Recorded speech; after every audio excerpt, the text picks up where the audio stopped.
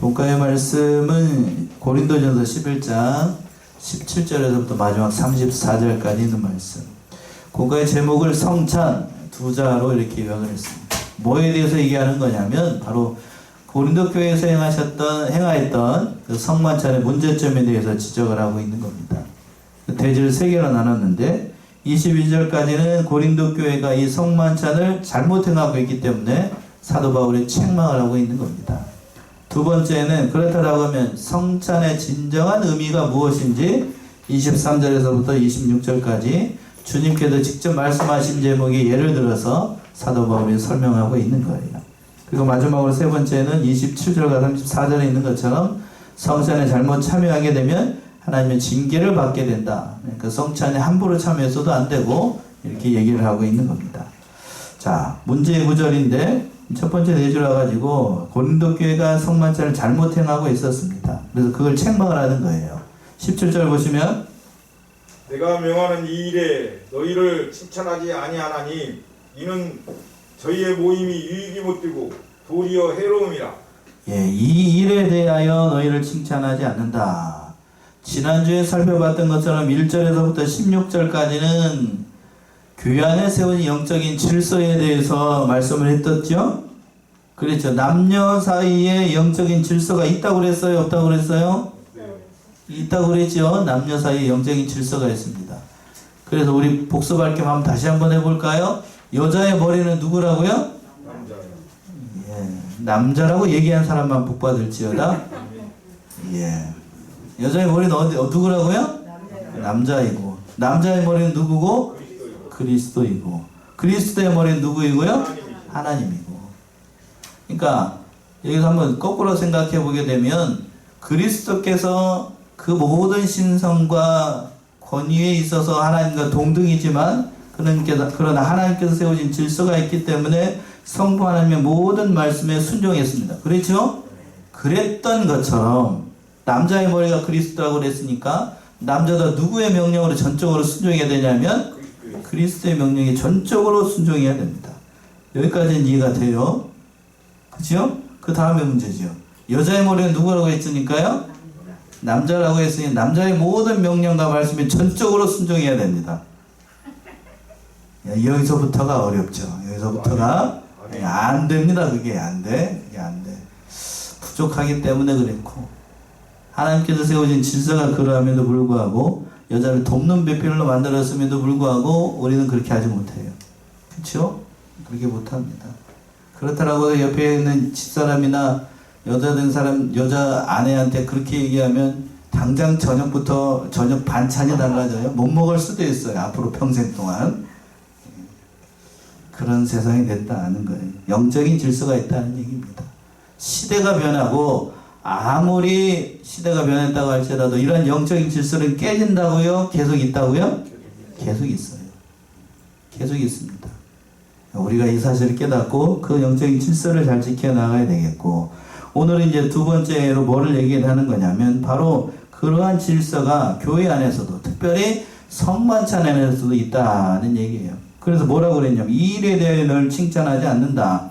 이제 34절까지 있는 이 성찬 예식이 고린도 교회 안에서 잘못 행하기 때문에 이것에 대해서 바로 교훈해 주기 위해서 사도 바울이 이 얘기를 하고 있는 겁니다. 그 하반절에서 무슨 그랬습니다. 이는 저희의 모임이 유익이 못되고 도리어 해로움이라. 고린도 교회 안에 성찬 예식을 할 때에 어떤 게 있었냐면 애찬을 같이 했습니다. 애찬이 뭐라고 그랬냐면 우리가 코로나19 일어나기 전에 교회 안에서 점심 때 뭐를 같이 먹었죠? 점심을 같이 먹었죠. 그거라고 쉽게 생각하시면 돼요. 교회 안에서 음식을 나눠 먹는 일, 그거를 애찬이라고 했는데 그때 당시 1세기 교회에서는 뭐가 있었냐면 성만찬 전에 먹고 난 다음이 아니고 성만찬 전에 애찬을 같이 했습니다. 같이 모여가지고 음식을 같이 나누어 먹는 일을 성만찬 전에 했어요. 그리고 난 다음에 성만찬이 있었습니다. 그런데 이 고린도 교회 안에서 보게 되면 이 일들을 잘못해가지고 가난한 사람들이 그 애찬에 참여하지 못하는 경우들이 많이 있었다는 거예요. 그러니까 사도 바울은 그 얘기를 듣고 고린도 교회에서 행하는 이 모든 일들을 책망을 했던 거예요. 칭찬하지 않고. 그럼 왜 가난한 자들 부끄럽게 하냐? 뒤에 가도 더 잘 나오게 되는데, 그러니까 책망을 해줬던 거예요. 책망을 했습니다. 책망을 할 때 바로 돼야 되는데, 뭐라고 책망을 했냐면 18절 보시면, 첫째는 너희가 교회에 모일 때 너희 중에 분쟁이 있다함을 듣고 대강 믿노니. 예, 첫째는 너희가 교회 안에 모일 때에, 첫째는 이라는 말은 첫 번째로 중요하다는 의미가 담겨 있는 거죠. 그러니까 첫 번째로 너희가 염두해야 될 것은 교회 안에 분쟁이 있다는 거예요. 분쟁이라고 하는 것은 21절과 22절에 더 잘 나오게 되는데, 그 애찬에 참여하는 자들이 부유층이 있었고 빈곤층이 있었는데 둘 사이에 서로 분쟁이 있었다는 얘기입니다. 그래서 19절 보시면 너희 중에 편당이 있어야 너희 중에 옳다 인정함을 받은 자들이 나타나게 되리라. 예, 분쟁이 있어야, 사도 바울이 마치 편당이 있어야 옳은 것이 나온다라고 해서 이 사도 바울이 편당을 어떻게 보면 인정하는 것처럼 얘기를 하는 것 같이 들리는데, 그런 게 아니고 반대편이 있어야 옳은 것이 드러나는 것처럼, 쉽게 얘기하면 어둠이 있어야, 흑암이 있어야 뭐가 중요하다는 사실을 알죠? 빛이 중요하다는 사실을 알잖아요. 오늘 날이 덥다라고 했는데 추운 날이 있어야 날이 더운 날을 소망하고 기다리는 것처럼요. 그것처럼 이 사도 바울이 옳지 않은 일이 있어야 뭐가 옳은지를 깨달을 수 있으니, 진리가 무엇인지를 깨달을 수 있으니까 사도 바울이 이렇게 얘기를 하는 거예요. 그러니까 옳지 못함을 사도 바울이 인정한 게 아닙니다. 잘못 이해하면 안 되고, 그것은 이 일이 일어났으니 무엇이 진리인지를 깨달을 수 있으니까 이것도 옳은 일이 되겠다라고 얘기를 하는 겁니다. 또 한 가지 예를 든다라고 하면, 루터가 종교개혁 당시 위대해질 수 있었던 것은 역설적으로 얘기하면 누가 있었기 때문인가? 부패한 천주교회가 있었기 때문이에요. 천주교회가 부패할 대로 부패했으니까 누가 더 영웅이 됐냐면, 그때 당시 루터 종교개혁자들이 진리대로 한다는 사실이 다 드러나게 됐다는 얘기입니다. 그러니까 천주교회가 옳다는 얘기가 아니고 잘했다는 얘기가 아니라 누가 더 두드러지도록 하기 위해서, 진리를 바로 세우기 위해서 사도 바울이 그 얘기를 하고 있는 거예요. 인정한 게 아닙니다. 인정한 게 아니에요. 늘 우리는 이 사실을 깨닫고 진리대로 행하는 자들이 되어야 됩니다.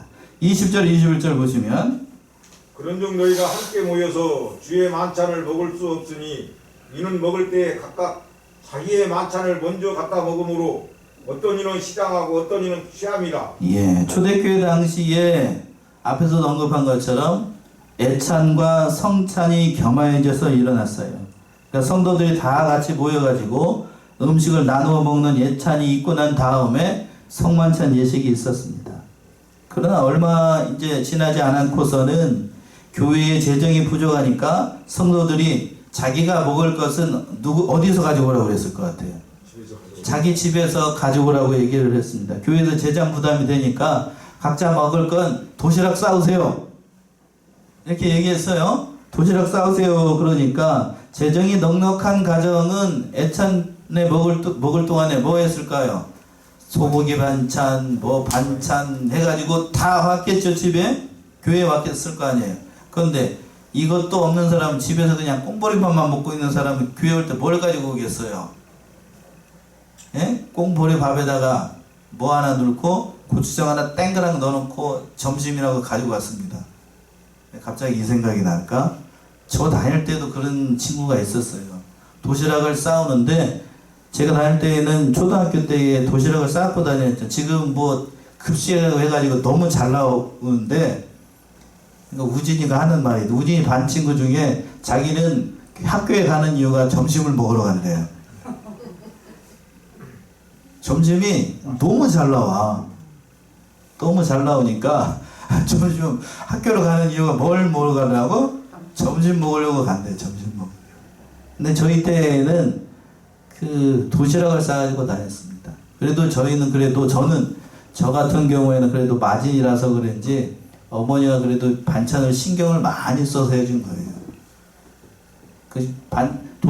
도시락 통이 있고 반찬 통이 하나 있어가지고 어려운 가운데서도 늘 뭘 주셨냐면 계란말이 있죠? 계란말이 굉장히 귀한 거예요. 귀해가지고 이렇게 해가지고 초등학교 다닐 때 반찬 해주고, 김치는 별로 싸가지고 간 적이 없어요, 저는. 그러니까 김치 가지고 가면 도시락 저기 가방에다 넣어가지고 김치 싸가지고 가면 어떻게 되죠? 옛날에는 뭐 요즘처럼 이렇게 이게 있는 게 아니잖아요. 그러니까 다 어떻게 되죠?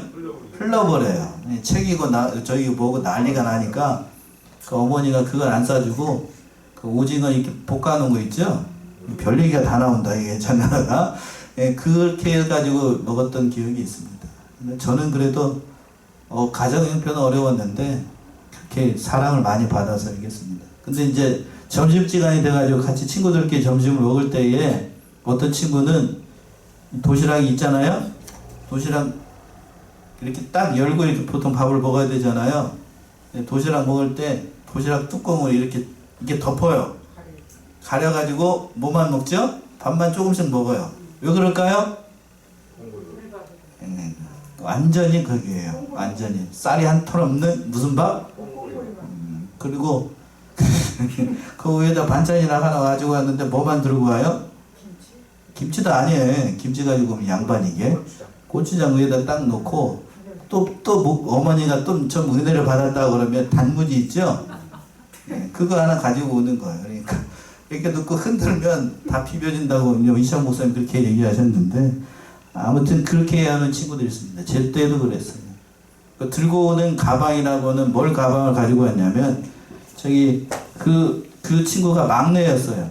그러니까 형이 저거보다 중학교 다니고 그러니까 중학교 고등학교를 다녔으니까 이렇게 옛날에 보게 되면 이게 손에 들고 다니는 가방 아셔요? 남자들이 들고 다니는 거 이거 그림 그렸어야 되는데 찾아놨어야 되는데 이렇게 열어가지고 이렇게 넣는 것들이 있잖아요.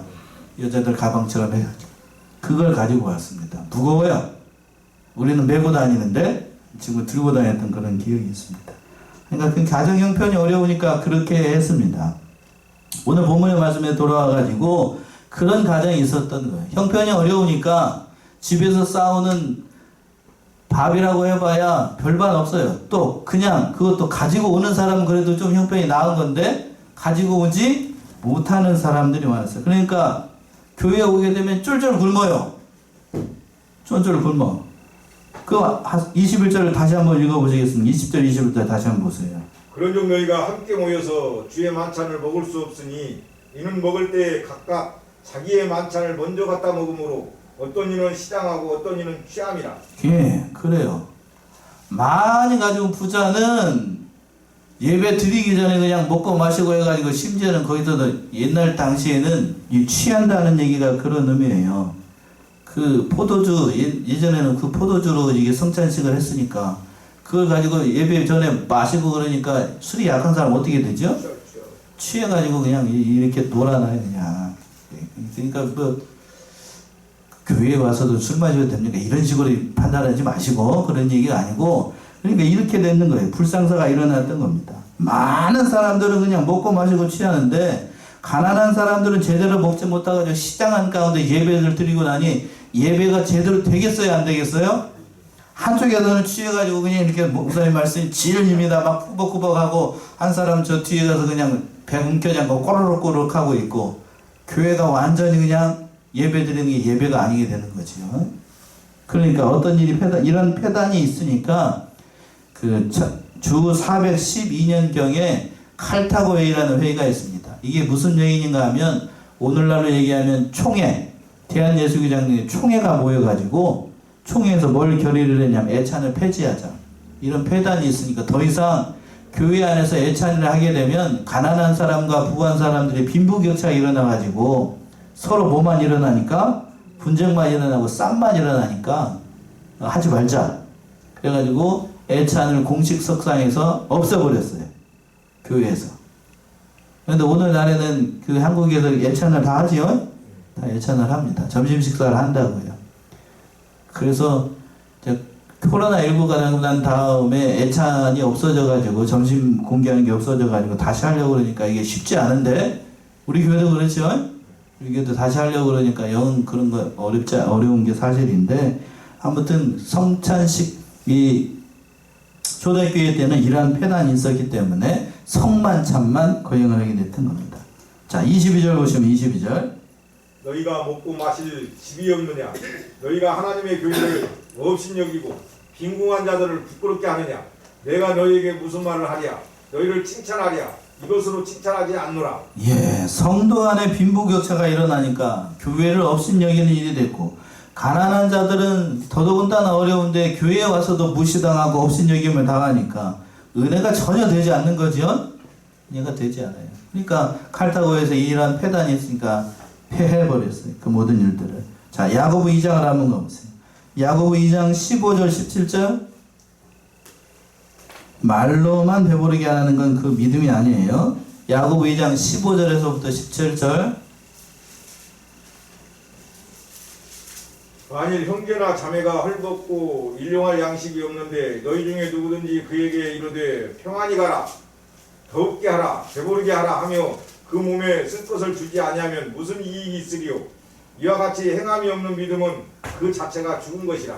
예, 행함이 없는 믿음은 그 자체가 산 것이라고요? 죽은 것이라. 예, 가난한 자들을 도와야 되는데, 가난한 자들을 긍휼히 여기고 도와야 될 교회 안에서 성만찬 때문에, 애찬 때문에 이 문제가 일어나고 있으니 사도 바울이 이렇게 책망을 하는 겁니다. 그래서 두 번째 대지에서 진정한 성찬의 의미가 뭔지를 사도 바울이 얘기하고 있는 거예요. 23절 보시면, 내가 너희에게 전한 것은 주께 받은 것이니 곧 주 예수께서 잡히시던 밤에 떡을 가지사. 예, 내가 너에게 전한 것은 주께 받은 것이라. 성찬에 대한 교훈은 즉 사람이 하는 말이 아니라 하나님께서, 특별히 예수님께서 세상에 계실 때에 직접 주신 말씀으로 권면한다는 얘기예요. 성찬식은, 그러니까 성만찬은 예수님께서 잡히시던 밤에 예수님이 친히 창설하신 아주 귀한 예식이 성찬식입니다. 그래서 성찬식 굉장히 중요한 예식이에요. 기독교 신약교회에서 기독교 예식 가운데 중요한 예식이 두 가지가 있습니다. 첫 번째는 오늘 본문에 등장하고 있는 무슨 예식이고? 성찬식이고, 또 하나가 있어요. 뭐가 중요할까요? 세례 굉장히 중요합니다. 세례. 그 세례 사도행전에서 보게 되면 거기 에디오피아 내시가 예수를 믿으려고 할 때에 그랬죠. 빌립 집사가 와가지고 에디오피아 내시의 머리에 대고 뭐를 해줬어요? 세례를 해줬습니다. 세례의 의미가 무슨 의미냐면 단순히 머리에다가 물 얹어가지고 이렇게 씻는다는 의미가 아니고, 나는 이 시간부터 죽음을 각오하고 누구를 믿는 하나님의 백성이 되겠다? 예수를 믿는 하나님의 백성이 되겠다라는 의미로 뭘 받아요? 세례를 받는 거예요. 세례 굉장히 중요한 예식입니다. 공적인 자리에서 나는 하나님의 백성이 됐습니다 라는 것을 교회의 법으로 선언하는 것이 세례예요. 세례 굉장히 중요합니다. 그리고 또 그에 못지않게 하나님께 예수님께서 예수님의 죽음을 앞에 두고서 성찬식을 예배를 했는데, 그 성찬식이 바로 우리의 믿음의 연약함을 돕기 위해서예요. 우리가 성찬식도 우리 공식적으로 우리 교회에서는 3번 하게 되죠. 첫 번째는 언제 하죠? 부활절 날. 그렇죠? 부활절 날. 두 번째는 맥주감사절 날. 그리고 세 번째는 추수감사절이나 성탄절에 합니다. 그렇죠? 다 그 중요한 의미가 있고 중요한 절기 때에 이 성찬식을 행하게 되는데, 그만큼 우리에게 주는 교훈이 크기 때문이에요. 성찬식을 보게 되면 성찬식 할 때에 떡을 놓고 또 뭐를 놓죠? 포도주를 놓고 이렇게 하얀 걸로 해가지고 이렇게 덮어 놓습니다.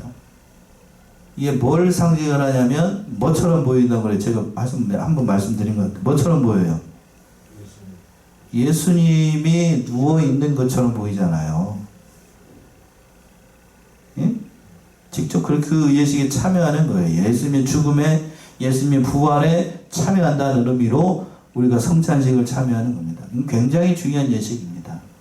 그래서 24절 보시면 24절. 축사하시고 떼어 가라사대 이것은 너희를 위하는 내 몸이니 이것을 행하여 나를 기념하라 하시고. 예. 첫 번째는 뭐를 하셨냐면 떡을 떼어가지고 축사하시고 가라사대 이것은 너희를 위하는 내 무엇이니? 몸이니 이것을 행하여 나를 어떻게 하라? 기념하라 라고 했습니다. 그러니까 예수 그리스도께서 십자가에 죽으심, 그 희생제물로 대속제물로 죽으실 것을 기념해서 그리스도의 몸 된 떡을 나누어 먹는 겁니다. 기념하라 라고 했어요. 그러니까 예수님의 십자가의 죽으심을 기념해서 그것을 늘 기억하면서 성찬 예식에 거룩하게 참여하면서 그 예식을 늘 기억하면서 그걸 기념해서 이 예식에 참여하는 겁니다. 그러니까 일반적인 식사가 아니고 단순히 먹고 마시는 그런 행위가 아니라 예수 그리스도의 죽으심, 예수 그리스도께서 부활하심, 예수님께서 또 어떻게 하실 것? 다시 오실 것을 내다보고 성찬식에 참여하는 거예요. 그러니까 단순한 의미가 아닙니다. 죽으심, 부활하심, 또 마지막으로 뭐예요? 재림하실 것을 믿는 신앙 고백을 가지고 이 모든 일에 참여하는 겁니다. 그러니까 그런데 그러한 중요한 의미를 깨닫지 못하고 이 고린도 교회 교인들이 단순히 분쟁함으로 말미암아 성만찬에 참여한다라고 하는 건 그건 있을 수 없는 죄라는 얘기입니다. 죄라는 얘기. 또 25절을 보시면 25절. 식후에 또한 이와 같이 잔을 가지시고 가라사대 이 잔은 내 피로 세운 새 언약이니 이것을 행하여 마실 때마다 나를 기념하라 하셨으니 예, 이 잔은 내 피로 세운 새 뭐라고요? 언약이라고 얘기를 했습니다. 영원한 효력이 있는 새 언약이라는 얘기예요. 그리스도의 포도주는 그러니까 예수님의 보혈의 피를 상징을 해요. 피가 있어야 하나님 앞에 갈 수 있다 얘기죠. 죄사함을 받을 수 있다. 그러니까 그리스도의 보혈의 피로 우리가 죄사함을 받았다라는 의미로 그 은혜에 동참한다는 의미로 이 성찬식에 참여하는 거예요. 그래서 이것을 행할 때마다 나를 어떻게 하라? 기념하라 라고 했습니다.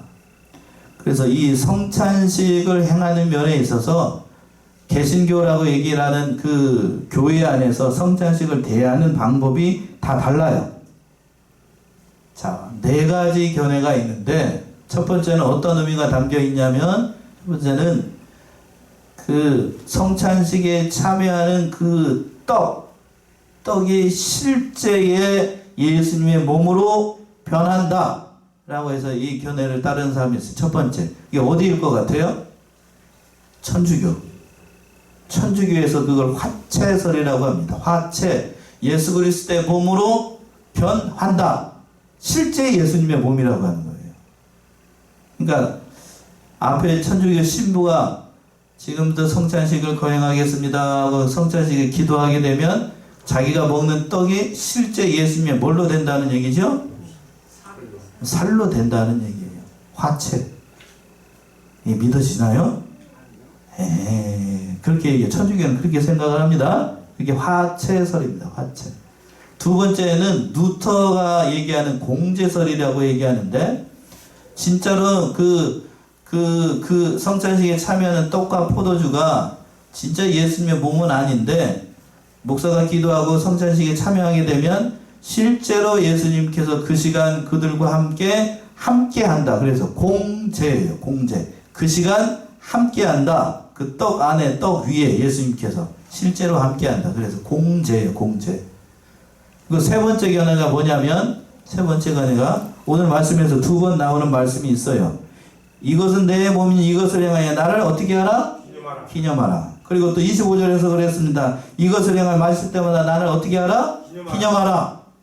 뭐 예수님의 몸으로 실제 변하는 것도 아니고 예수님이 실제 임하는 것도 아니라 단지 우리는 예수님의 죽으심을 어떻게 하는 것 뿐이다? 기념하는 것 뿐이다. 기념설이에요. 기념설. 이게 어디에서 주장하는 거냐면 바로 쯔뱅글리 유럽의 개혁파 교회들이 주장하는 겁니다. 그러니까 천주교에서 뭐 이게 신부가 기도하면 예수님의 몸으로 직접 된다라고 하는 것이 얼마나 미신적이네. 그러면 우리가 뭐 인육을 먹는 거냐? 이렇게 얘기를 하니까 개혁파 교회에서는 그 모든 것을 다 부인하고 그런 얘기 하지 말고 우리는 단지 뭐 할 뿐이다? 기념할 뿐이다. 쯔뱅글리를 유시한 그런 개혁파 교회들이 그렇게 얘기를 했어요. 그랬더니 어떠한 폐단이 있는가 하면 아무런 영적인 의미가 없고 단지 기념할 뿐이다 라고 하니까 성도들이 어떻게 참여하게 되죠? 형식적으로 참여해요. 응? 형식적으로. 이건 뭐 예수님의 몸도 아니고 예수님의 피도 아닌데 뭐 단지 기념회라고 하는 거니까 그냥 뭐 하시지 뭐 제가 물 마는 것처럼 이렇게 참여하는 이 수가 있어요. 그러니까 그런 게 아니고 칼빈이 얘기한 게 있어요. 칼빈이 얘기한 견해. 우리는 그 견해를 따르게 되는데 어떻게 임재하는가? 우리가 목사가 기도하고 성찬식에 거행하게 되면 하나님이 실제 그 떡과 포도주가 실제 예수님의 몸으로 변하는 것도 아니고 기념하는 것도 단순히 우리가 기념하는 것도 아니다. 그 순간 예수님께서 어떻게 하시는가? 영적으로 임재한다. 영적 임재. 누가요? 바로 예수님이 영적으로 임재한다. 그게 칼빈의 견해예요. 칼빈의 견해. 어느 견해가 제일 옳은 것 같아요? 칼빈의 견해가 제일 옳은 거죠. 그래서 그 칼빈의 견해를 따릅니다. 오늘날에도 신앙 노선에 따라서 이 네 가지 중에 한 가지를 생각하는데 제가 성경을 연구해 보면 칼빈의 견해가 가장 온당이에요. 그렇죠? 칼빈의 견해. 왜 천주교는 그러면 신부가 기도하게 되면 예수님의 몸으로 변한다고 얘기했을까? 자신의 거룩과 그걸 나타내기 위해서예요. 그렇죠? 그렇게 되면 성도들이 예수님의 몸이라고 하는데 신부님이 주실 때 거룩하게 참여해야 되겠지? 그런 이익이 있겠죠? 그렇게 되면 근데 그건 단순히 뭐가 되기가 쉽냐? 미신이 되기 쉬워요. 미신이 되기 쉽다고. 그래서 천주교 그 성찬식 할 때 가보게 되면 그들은 포도주도 마시지 않아요. 진짜로 피로 변한다고 하면 뭘 마시는 거예요? 그 순간 우리는 예수님의 피를 먹는 거니까 율법의 피를 먹으라고 그랬어요? 먹지 말라고 그랬어요? 그러니까 말씀이 위배가 되니까 천주교에서 어떻게 얘기를 하냐면 그런 피는 먹지 말고 타협하는 거예요. 뭐만 먹으라고? 몸만. 그것도 여러분들이 성찬식 참여할 때 그 떡을 나눠줄 때 여러분 손으로 직접 집나요? 목사가 주나요? 직접 집잖아요. 천주교는 직접 집을 수가 없어요. 감히 예수님 몸에 어떻게 감히 그 사람 따위가 그러니까 예식 참여할 때 어떻게 하냐면 한 사람씩 와요. 입을 딱 벌려요. 이렇게 벌리고 천주교 신부가 어떻게 하나씩 줘요. 이렇게 서에다가 신부가 이렇게 하나씩 준다고. 저도 그렇게 한번 해볼까나? 그렇게 둔다고요? 천주교에서 그렇게 합니다. 근데 또 폐단이 있습니다. 단순히 그냥 의식으로만 기념한다라고 했더니 성도들이 아까 얘기했죠? 그렇게 되니까 이 의식으로만 생각을 하니까 바로 칼빈의 견해가 가장 경건하게 그런 의미가 담겨 있습니다. 그리고 마지막 26절 보시면 또 26절 너희가 이 떡을 먹으며 이 잔을 마실 때마다 주의 죽으심을 오실 때까지 전하는 것이니라. 이 떡을 먹고 마시며 이 잔을 마실 때마다 주의 죽으심 오실 때까지. 그러니까 재림에 대해서도 얘기를 하는 거죠. 그러니까 성찬식에는 이러한 의미가 담겨 있으니 늘 이 은혜를 생각하며 얘기하는 겁니다. 자, 요한복음 6장을 한번 가보세요. 6장 54절부터 58절 조금 긴데 요한복음 6장 54절에서부터 58절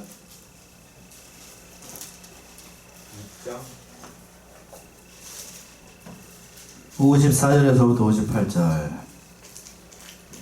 내 살을 먹고 내 피를 마시는 자는 영생을 가졌고 마지막 날에 내가 그를 다시 살리리니 내 살은 참된 양식이요 내 피는 참된 음료로다. 내 살을 먹고 내 피를 마시는 자는 내 안에 거하고 나도 그 안에 거하나니 살아계신 아버지께서 나를 보내심에 내가 아버지로 인하여 사는 것 같이 나를 먹는 그 사람도 나로 인하여 살리라. 이것은 하늘로서 내려온 떡이니 조상들이 먹고도 죽은 그것과 같지 아니하며 하여 이 떡을 먹는 자는 영원히 살리라. 이 떡을 먹는 자는 어떻게 산다고요? 영원히 살게 된다.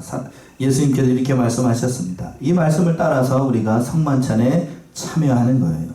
이런 거룩한 의미를 알지 못하고 성만찬에 잘못 참여하게 되면 어떻게 되는가? 징계받아요. 그 말씀이 이제 마지막 절까지 나와 있는 겁니다. 27절 보시면 그러므로 누구든지 주의 떡이나 잔을 합당치 않게 먹고 마시는 자는 주의 몸과 피를 범하는 죄가 있느니라.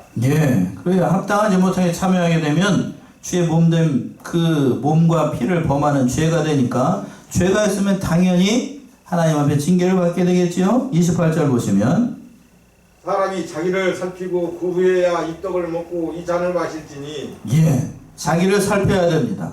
그러니까 먹고 마실 때마다 이 떡이 먹고 마실 때마다 그 자기가 어떠한 상태에 있는지 이것을 살펴야 돼요. 예수님께서 자기 죄를 위해서 죽으신 것을 확실하게 믿는 자들만이 이 성찬식에 참여할 수 있고 자기 죄를 살펴서 그 모든 일을 회개함으로 말미암아 이 모든 일에 참여해야 된다는 얘기입니다. 고린도서 13장 5절 한번 보시겠습니까? 13장 5절.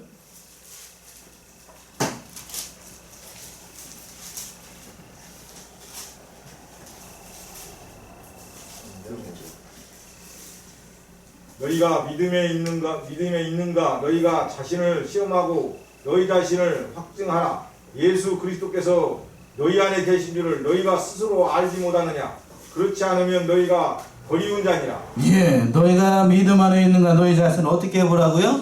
시험하여 보고 자신을 확정하고 난 다음에 그리스도의 그 성찬식 여기에 참여해야 된다는 겁니다. 그러니까 참으로 귀한 말씀이죠. 자, 29절에서는 또 이렇게 얘기했습니다. 29절 보시면 주의 몸을 분별치 못하고 먹고 마시는 자는 자기의 죄를 먹고 마시는 것이니라. 예, 당연한 거 아니겠어요? 근데 몸된 주의 몸을 분별하지 않고 먹고 마시면 자기의 죄를 먹고 마시는 거니까 이건 온당하지 않다는 얘기입니다.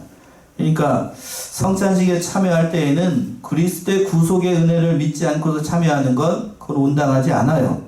죄를 먹고 마시는 거니까. 그러니까 이러한 의미, 영적인 의미를 깨닫고 그 성찬식에 참여할 때에는 어떤 사람만 참여해야 되냐면 그 뜻을 바로 아는 사람. 그러니까 성찬식에 참여할 때는 세례받는 세례교인만 참여할 수 있습니다. 성인 남자만 이 성찬식에 참여할 수 있어요. 그러니까 어린아이나 유아 같은 경우에 유아세례를 받았다고 할지라도 참여할 수 있을까요? 없을까요?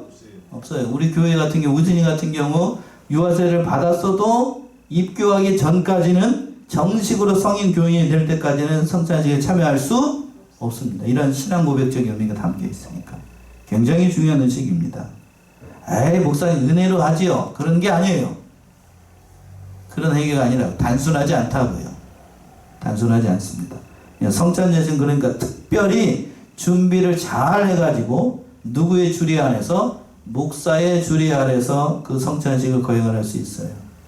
그러니까 일반 목사 안수를 받지 않은 일반 사람 같은 경우는 성찬식을 집리할 수 있을까요? 없을까요? 없어요. 없습니다.